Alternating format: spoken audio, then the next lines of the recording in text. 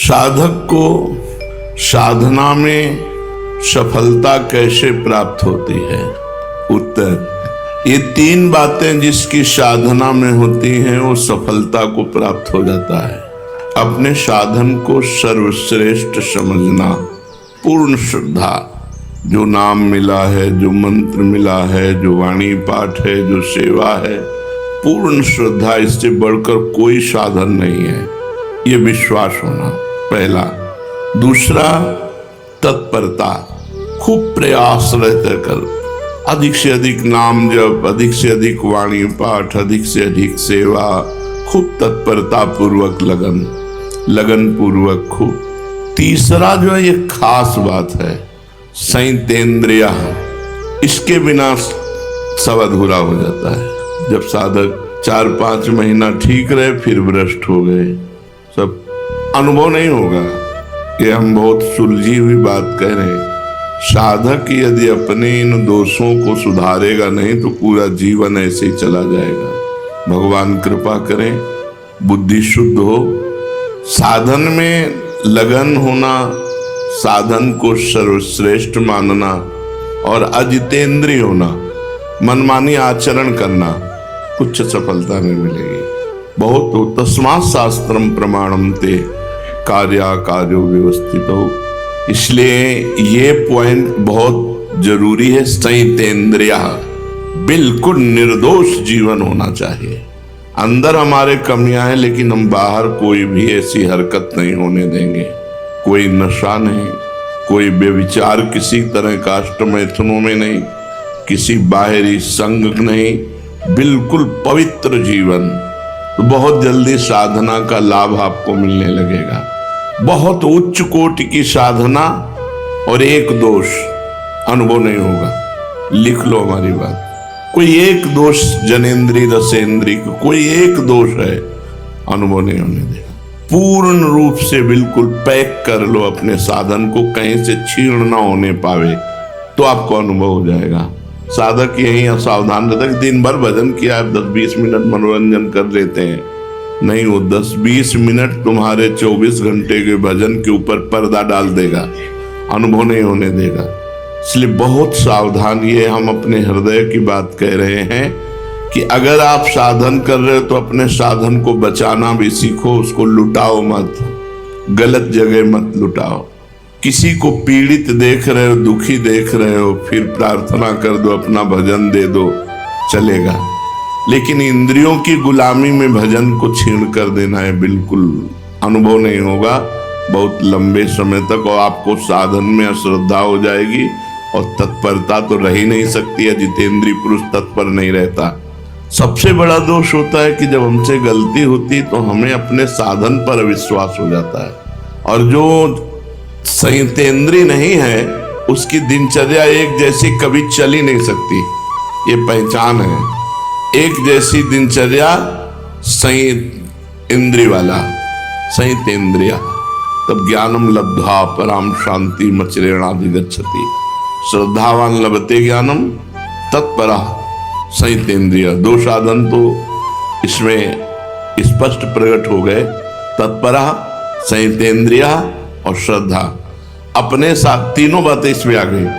अपने साधन पे पूर्ण श्रद्धा सर्वश्रेष्ठ समझना और तत्परता पूर्वक लगन पूर्वक साधन को करना, और साधन में कोई छिद्र न रहने पावे। जैसे आप वैरागी हैं तो किसी माता बहन से किसी तरह संबंध न होने पावे। माता बहनों को चाहिए कि किसी तरह पुरुष से संबंध न होने पाए, किसी भी तरह। अगर आपने इस आज्ञा का उल्लंघन किया तो नष्ट हो जाओगे, और जब नष्ट हो गए तो न मन लगेगा तुम्हारा साधना में, न भजन में, बिल्कुल नहीं लगेगा। और ऐसे रोज उत्साह बढ़ता चला जाएगा।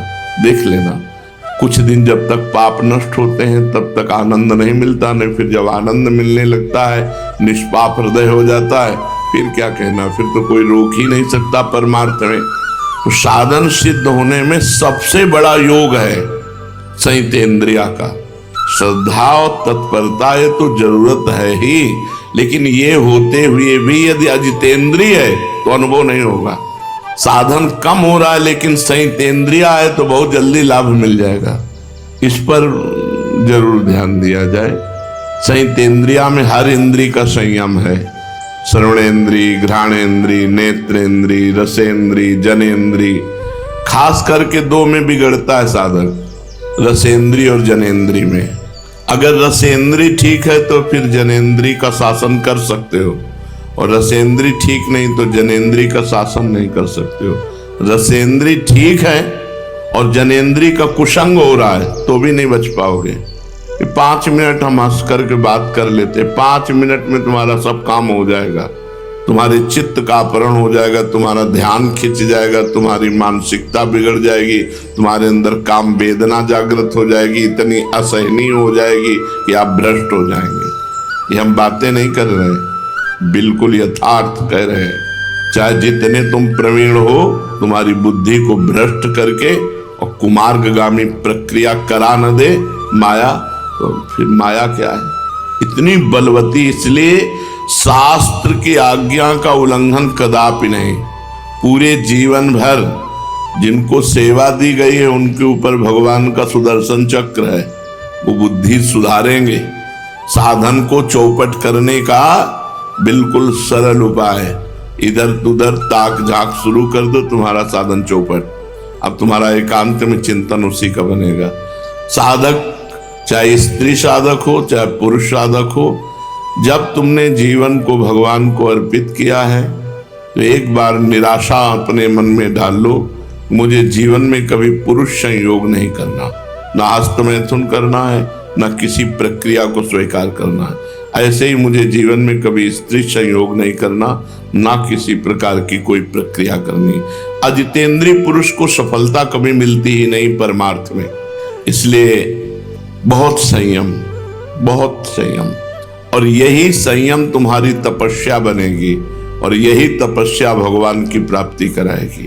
तास्तितिक्षस्व भारत, ये आने जाने वाले विकार हैं, और ये तभी विकार हावी होते हैं, हमने देखा है, जब भोजन गलत हो जाएगा या संग गलत हो जाएगा, तभी विकार हावी होते हैं। भोजन और संग, ये दो अगर बिगड़ गए तो साधना को चौपट कर देंगे। इसीलिए थोड़ा जबान संभाल के खाओ और दिमाग होश रखकर संग करो। ये कोई एक सौभाग्य का विषय नहीं कि स्त्री मिल जाए या पुरुष मिल जाए या खान पान के मारा घूम रहा है संसार इसी में।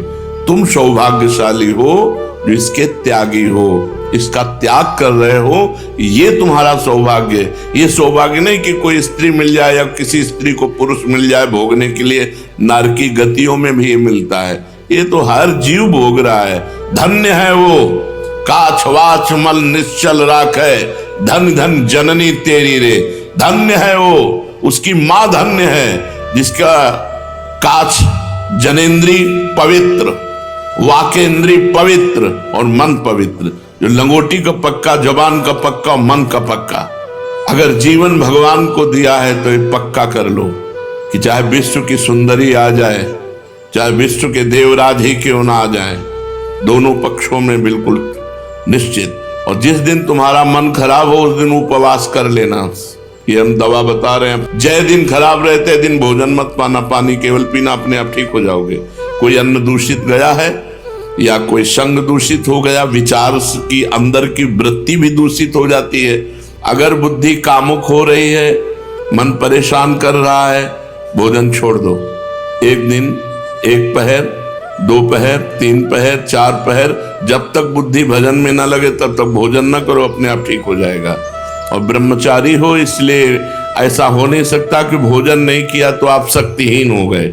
ऐसा नहीं होगा, आपके अंदर तेज रहेगा, आपके अंदर उछाली रहेगी, पूरी दिनचर्या होगी। और ये कोई जान न पावे, ये छपवाओ मत कि भैया ये 2 दिन से भोजन नहीं पा रहे हैं। नहीं, हमारा पेट दर्द कर रहा है या हमारे को अनुकूल नहीं पड़ रहा है, स्वास्थ्य ठीक नहीं है। अब सेवा पूरी करो, भोजन बिल्कुल मत करो, अपने आप ठीक हो जाएगा। ये साधन में बहुत जरूरी पॉइंट है, नहीं तो आपको अनुभव नहीं होगा। जिनको ये लगता हो कि गंदे आचरण करते हुए हम भगवत प्राप्ति कर लेंगे, तो हमें लगता है कि बहुत बड़ी भूल कर रहे हैं। वो अचानक भगवान कृपा कर दें तो घोर पापी को भी परम पद दे दे, लेकिन सिद्धांत ऐसा है, संयतेन्द्रिया, अपने इंद्रियों को बस में रखो, उसके लिए कुछ भी छोड़ना पड़े, कुछ भी छोड़